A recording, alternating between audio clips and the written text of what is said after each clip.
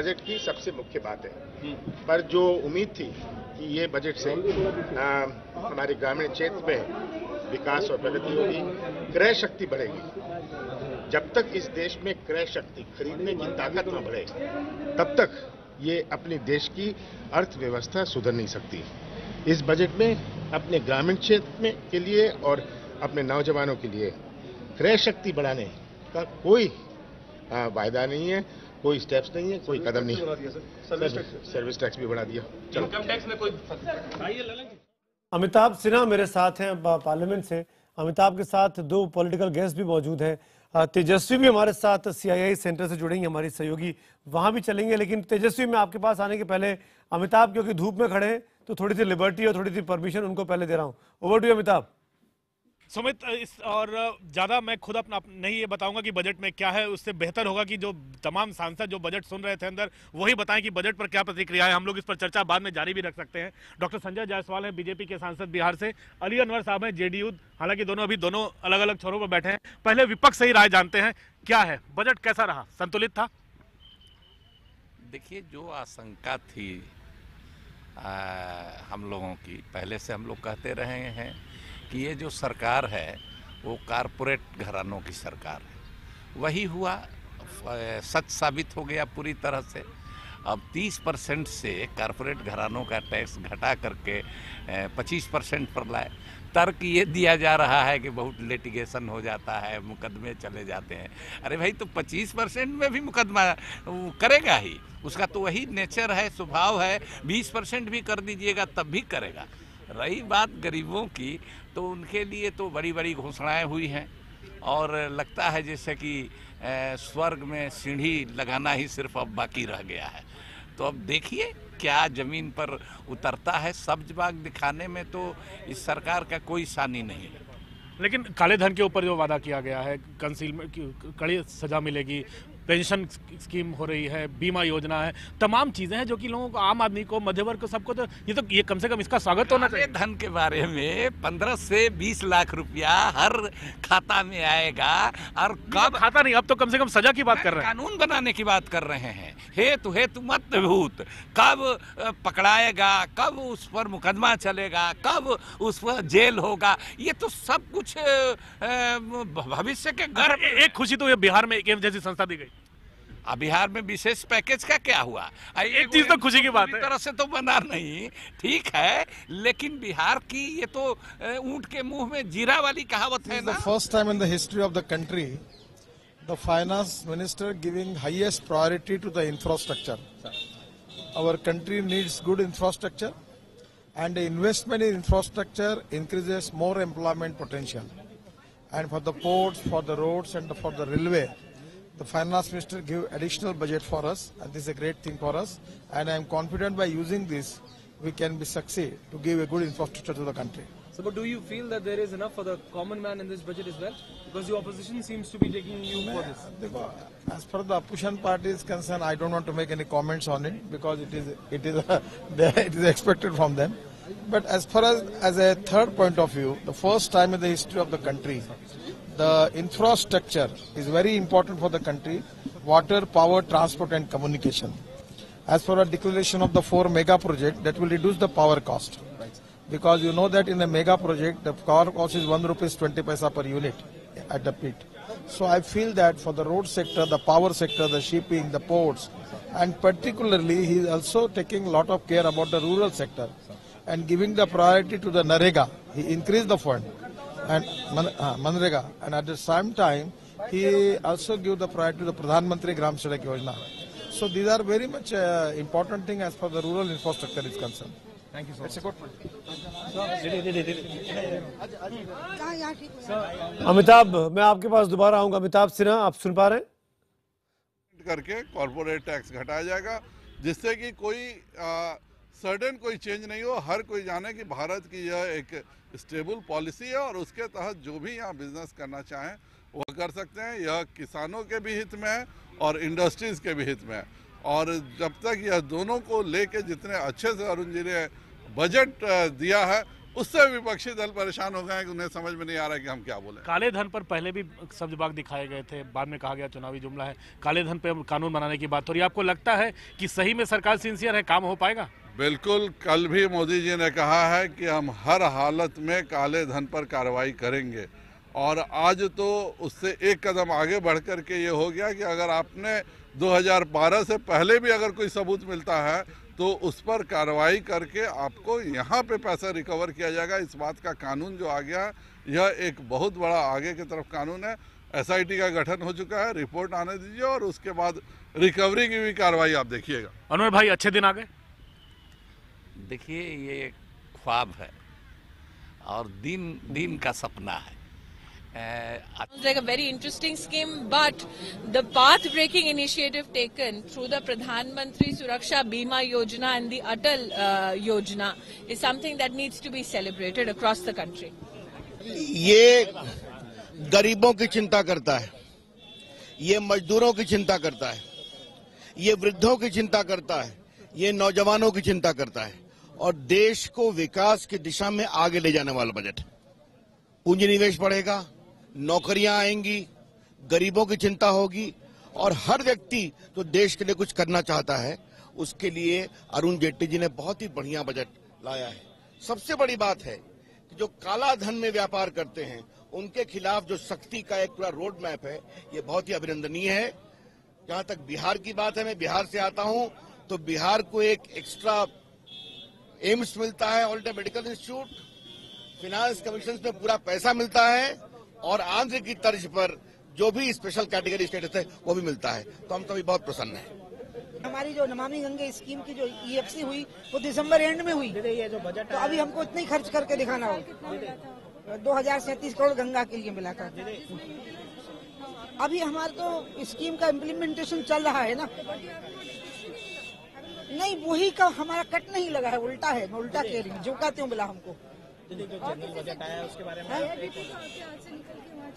था कि similar scheme थी उनके पास में, वो हमारे पास में नहीं थी। हाँ, तो हम मिलके काम करेंगे, कोऑर्डिनेशन में है वो हमारे। कुछ हाँ पहली बार दिया उसने, हाँ वो कोऑर्डिनेशन में है आपस में हमारे। जनरल बजट जो आया है उसके बारे में आप क्या कहेंगे? मेरा कहना यह है कि अभी तक के जितने बजट थे वो व्यक्ति को सरकार पर आश्रित करते थे। ये पहला बजट है जिसमें व्यक्ति मजबूत होगा और सरकार व्यक्ति पर आश्रित होगी। अब हम आपको लिए चलेंगे CII सेंटर। मेरी सहयोगी तेजस्वी है वहां पे, उनके साथ उद्योग जगत के जाने मानी हस्तियां मौजूद हैं। तेजस्वी, ओवर टू यू। बिल्कुल सुमित, और सुबह से IPN 7 की टीम CII और फिक्की के बीच में पूरी ये कवरेज करने की कोशिश कर रही है। फिलहाल CII से हम फिक्की पहुंच चुके हैं। हमारे साथ है मिस्टर राजीव डिमरी, जो कि पार्टनर है BMR एंड एसोसिएट्स, को चेयरपर्सन टैक्सेशन फिक्की, जो कि हमें टैक्स के बारे में और जो टैक्स को लेकर अनाउंसमेंट हुई है उसके बारे में ज्यादा अच्छे से समझा सकेंगे। बोल्ड स्टेप है, बोल्ड बजट है, ये बोल्ड थिंकिंग है, कई बोल्ड स्टेप्स भी हैं, जैसे कि वेल्थ टैक्स अबॉलिश करना एक बड़ा स्टेप है। इतना फोकस ब्लैक मनी के ऊपर करना और एक लॉ लाना जिसमें इतनी सारी चीजें होंगी कि जेल होगी और ये होगा, वो होगा, ये बोल्ड स्टेप्स है। ये फ्रेश थिंकिंग भी है और ये बोल्ड स्टेप्स है। इन चीजों के ऊपर बातें बहुत टाइम से हो रही थी, लेकिन ये स्टेप ले लेना बोल्ड स्टेप है। कॉर्पोरेट टैक्स को 30 से 25 कर दिया। यहाँ पे हमारी जो आम जनता है, व्यूअर्स है, वो यही सोचेंगे कि ये तो कॉर्पोरेट घरानों के लिए बजट बना था, लेकिन असल में हमारे दर्शकों को ये भी समझाइए कि अगर कॉर्पोरेट्स और इंडस्ट्रीज के लिए माहौल अच्छा होगा तो कैसे हमारी जेब में भी थोड़ा पैसा आएगा, कैसे हमें भी नौकरियां मिलेंगी, कैसे सिंगल विंडो सिस्टम होगा, यहाँ पे ज्यादा काम हो सकेगा, क्योंकि लोग इसको सिर्फ कॉर्पोरेट घरानों से जोड़ के देखते हैं। कॉर्पोरेट घरानों की बात अलग है और कॉर्पोरेट एनवायरनमेंट की बात अलग है। अगर आपको खुशहाली चाहिए तो वो आइसोलेशन में नहीं होगी। जब तक बिजनेस अच्छा नहीं होगा, इकोनॉमी अच्छी नहीं होगी, तो ये चीजें नहीं होंगी।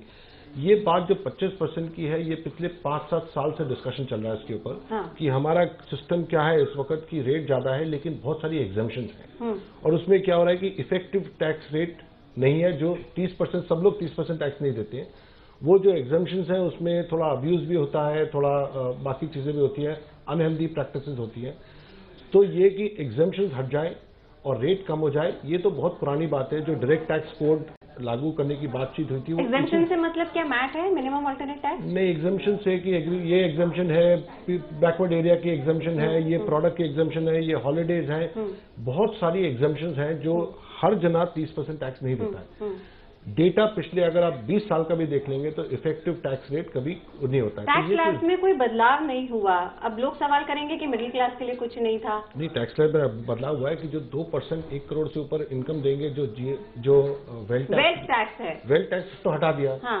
क्योंकि उससे बहुत कम पैसा आता था। लेकिन जो ये 2% tax 1 crore super rich tax जिसे कह रहे हैं, उससे टैक्स भी ज्यादा आएगा, तो इफेक्टिवली एक तरह से एक टैक्स रेट तो आई गया। एक शॉर्ट रिमार्क आपका है? हाँ जी, एक शॉर्ट रिमार्क आपका। मेरे हिसाब से यहाँ पर काफी नई थिंकिंग आई है और कई चीजें जो बहुत टाइम से डिस्कस हो रही थी लेकिन हो नहीं रहा था कुछ, वो हो गई है। तो नई थिंकिंग आई है, एक लंबा रोड मैप यहाँ पे आने वाले वर्षों के लिए है, 5 साल 10 साल के लिए। देखना हुआ कि आने वाले सालों में इसका असर कैसा पड़ता है। सुमित। शुक्रिया तेजस्वी। यानी इंडस्ट्री को चीजें अच्छी लग रही है, उनको सूट कर रहा है, लेकिन अगर आम आदमी की बात की जाए, बजट कुमार बीके की बात की जाए जो मेरे साथ बैठे हुए हैं, इनके चेहरे पे ज़रूर परेशानी है। ये लोग ज़रूर हैरान हैं, परेशान हैं कि भाई तमाम चीज़ों पर सर्विस टैक्स बढ़ा दिया है और हमारी जेब पर एक आपने बोझ डाल दिया है। क्या कहना है जेटली साहब के परिवार का, ये जानने की कोशिश की है मेरे सहयोगी नीरज गुप्ता ने, जो इस वक्त जेटली साहब, अरुण जेटली साहब की बेटी के साथ मौजूद है। नीरज। वित्त मंत्री अरुण जेटली की बहन और भांजी यहाँ पर बजट के दौरान मौजूद थी। हम उनसे बात करते हैं। मैडम इस बजट के बारे में क्या कहेंगी आप? आपके भाई वित्त मंत्री। बहुत अच्छा बजट है, बहुत डायनेमिक बजट है, सबके लिए सब कुछ सबको दिया है। लेकिन टैक्स के अंदर मिडिल क्लास को सबसे ज्यादा उम्मीद रहती है कि टैक्स के अंदर थोड़ा एग्जाम्पशन। वो तो हमेशा ही रहेगी, वो तो हमेशा रहती है। लेकिन सबको ठीक है, उनको भी दिया तो है ही। सोशल सिक्योरिटी में काफी कुछ सरकार की तरफ से कदम उठाए गए, कुछ कहेंगे आप इस बारे में? नहीं, मैं टेक्निकल कुछ नहीं कहूँगी, I will speak only in general terms. तो अरुण जेटली की भांजी भी हमारे साथ हैं। मैडम आप क्या कहेंगी इस बजट में? आपके मामा ने कैसा बजट पेश किया? मेरे हिसाब से बहुत अच्छा फॉरवर्ड लुकिंग बजट पेश किया है। लेकिन मिडिल क्लास निराश है, टैक्स में कोई वो नहीं दिया गया है। That's not true. I'm sure once they analyze it, they'll be very happy. आप एक युवा होने के नाते, युवा वर्ग की तरफ से क्या कहेंगी इस बजट में युवाओं के लिए? क्या बहुत अच्छा बजट है युवाओं के लिए, for young people, for to promote entrepreneurship. It's a very good budget. कितने नंबर देंगी आप इस बजट में अपने मामा को? 10 में से 10 दूंगी, उससे कम तो नहीं दे सकते। शुक्रिया। पूरे बजट पे मैम गरीबों को इंक्लूसिव ग्रोथ के लिए आपने नहीं दिया, तो इसका मतलब ये है कि आप सिर्फ इलेक्शन सामने रखते बिहार, वेस्ट बंगाल, आसाम, उधर इधर जिधर बोलना था वो उसी लिए किए हैं। और एक विजन डॉक्यूमेंट मैं समझता हूँ ये प्रैक्टिकल नहीं है। सर ब्लैक मनी को लेकर भी जो है किस तरीके से आगे ना उसको लेकर कई सारी चीजें। देखिए ब्लैक मनी का ये तो पहले से चल रहा है। ये प्रणब मुखर्जी साहब भी कोशिश किए, चिदम्बरम साहब भी कोशिश किए, लेकिन उन्होंने ऐसा क्रेडिट ले रहे कि पहले तो 100 दिन में लाने का वायदा किए थे, अब तो 10 महीने गए, अब तो बजट पास होने साल भी चले जाती है। अभी ये पिठाने से क्या बोलते हैं वो, आप जोर जोर से बोलने से पैसे नहीं आते, पैसे लाने के लिए जो कोशिश पहले की गवर्नमेंट भी की, आज हम भी वही कर रहे हैं। आप बोल रहे हैं लेकिन उसको जोर जोर से बोल रहे हैं। कह रहे हैं कि सोशलिस्ट स्कीम से पैसा कम किया गया है। शरद यादव का अपना रिएक्शन था। लेकिन हमारे साथ अमिताभ सिन्हा जुड़े, उनके साथ बीजेपी के वरिष्ठ नेता अनंत कुमार भी मौजूद हैं। अमिताभ, अनंत कुमार से पहला सवाल यही पूछिए कि शरद यादव का कहना है कि आपने तमाम सोशल सेक्टर की जो स्कीम्स है उसमें जो पैसा आवंटित होता था उसमें भारी कटौती कर दी है। मैं अभी पूछता हूं, हमारे साथ खुद केंद्रीय केमिकल फर्टिलाइजर मिनिस्टर है, उनसे पूछते हैं। बजट में बहुत विपक्ष आरोप लगा रहा है कि सोशल सेक्टर में जो पैसा लगता था उसमें कटौती कर दी गई। आनंद जी, देखिए जो मोदी जी के नेतृत्व में अरुण जी ने बजट पेश किया है, ये सर्वजना हिताय अच्छा है, सर्वजना सुखाय अच्छा है। यानी इस बजट में जितना गरीब आदमी के और किसान के, युवा के ऊपर पैसा रखा है, भारत के इतिहास में कभी नहीं रखा था। आज के दिन में जेटली साहब के ये बजट पूरा देश की जनता को, देशवासियों को एक सामाजिक सुरक्षा का, सोशल सिक्योरिटी का कवच दे दिया है। यानी 350 रुपये वो साल में खर्च करेगा तो उनको एक्सीडेंट बीमा मिलेगी, जीवन बीमा मिलेगी, स्वास्थ्य बीमा मिलेगी और उसके साथ एक पेंशन भी मिलेगी। कब वो आता है इसे? इसलिए झूठ मूठ आरोप लगाना अलग बात है, काम करना अलग बात है। और मोदी जी ने दिखाया है और जेटली जी ने सामने रखा है, ऐसे भी एक बजट हो सकती है। कमलनाथ जी कहते हैं ये कमीशन एंड कमिटीज का बजट है, सिर्फ कमीशन है और कमिटी। जो कमलनाथ जी जिसमें वाकिफ है उस अंदाजे से ही वो बोलेंगे। उनके वो कटाक्ष के बारे में मुझे कुछ कहना नहीं है। वो कमीशंस के कारण कांग्रेस हट गई है, भारतीय जनता पार्टी को लोगों ने लेके आए हैं और ब्लैक मनी को हटाने के लिए हमने पूरा कोशिश किया है। और ये पहली बजट है जिसमें ब्लैक मनी हटाने के बारे में एक चैप्टर है।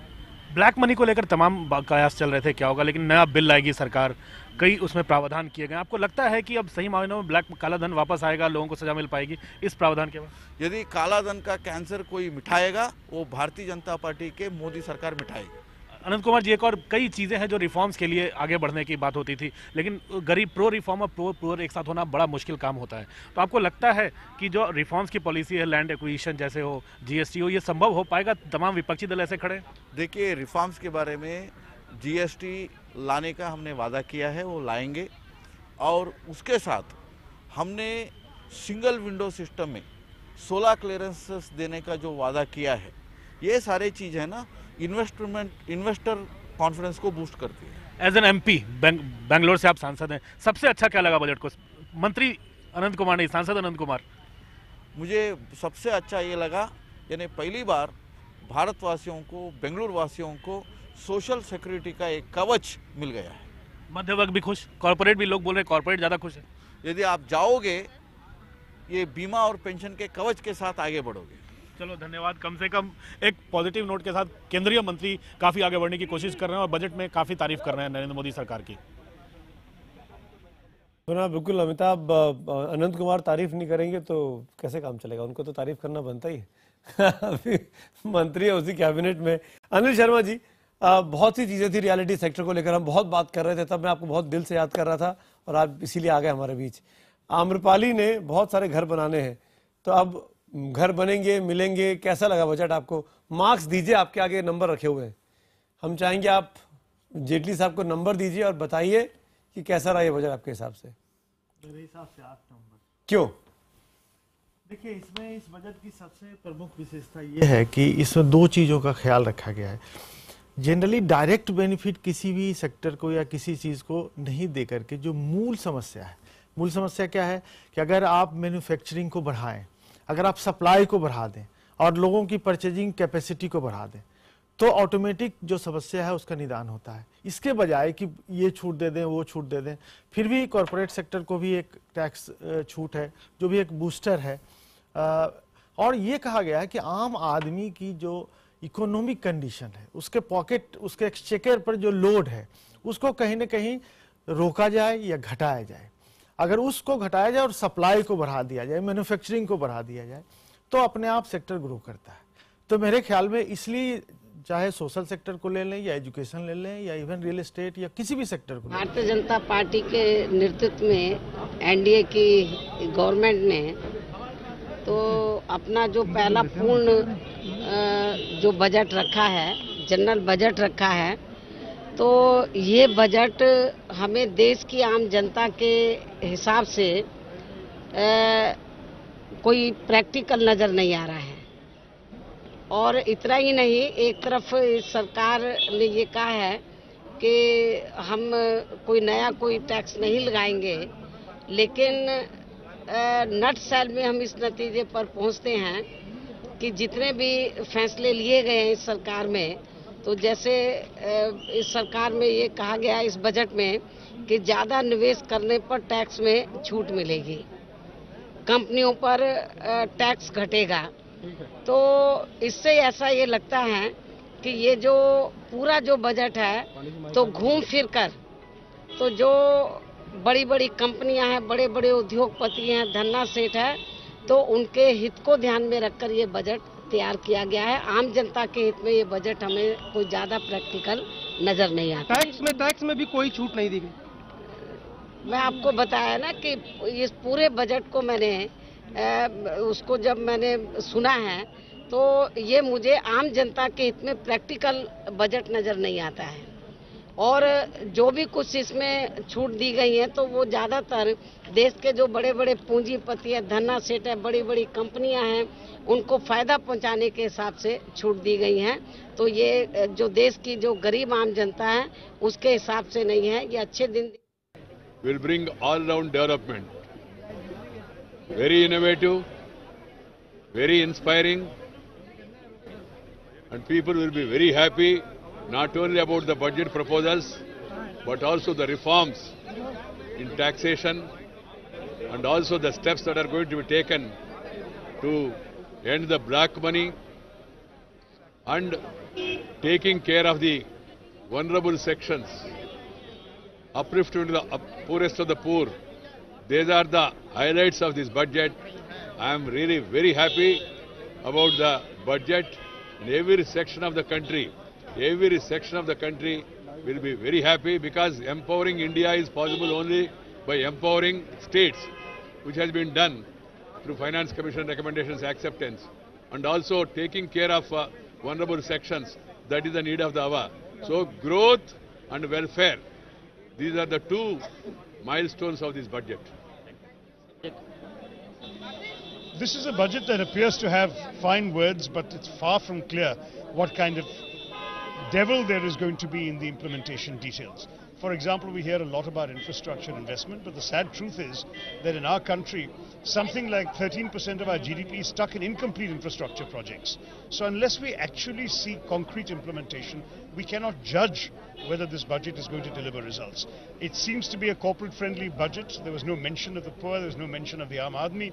As far as we're concerned, ultimately, what we need to see is how will we change the lives of people for the better. Just announcing a new educational institution or 5 or 10 is not going to give you a good campus, attract the faculty to come and teach, produce good educational outcomes. So it's always at this stage in the realm of plans and intentions. We need to see how this government will change people's lives for the better. Thank you. Rajnath Bharat बनाने की चर्चा बराबर की जाती रही है, लेकिन भारत को एक आधुनिक भारत बनाने की दिशा में, गरीबी और बेरोजगारी से छुटकारा दिलाने की दिशा में जो प्रभावी कदम उठाए जाने चाहिए थे, इसके पहले कभी नहीं हुआ। और मैं कह सकता हूं कि यह बजट जो आज प्रस्तुत हुआ है यहाँ पर, उसकी जितनी भी सराहना की जाए वह कम है। और आधुनिक भारत के निर्माण में एक ये बहुत ही सकारात्मक और सार्थक पहल है। विपक्ष की तरफ से कहा जा रहा है कि ये सिर्फ रोड मैप कोई नहीं है इस बजट में। विपक्ष कह रहा है रोड मैप नहीं है, कोई प्लानिंग डॉक्यूमेंट कहने की प्रो कॉर्पोरेट है, प्रो फार्मर नहीं है। मैं समझ, ये प्रो फार्मर है, प्रो पुअर है, प्रो अनएम्प्लॉयड यूथ है। ये बजट इसके अतिरिक्त और कुछ नहीं है। लेकिन सर महंगाई बढ़ाने वाली है, सर्विस टैक्स बढ़ा दिया गया है। सर्विस टैक्स, लेकिन कई जगह तो छूट भी तो मिली है। आप सोशल सिक्योरिटी के सेक्टर में देखिए आप, तो वहां तो काफी छूट मिली है।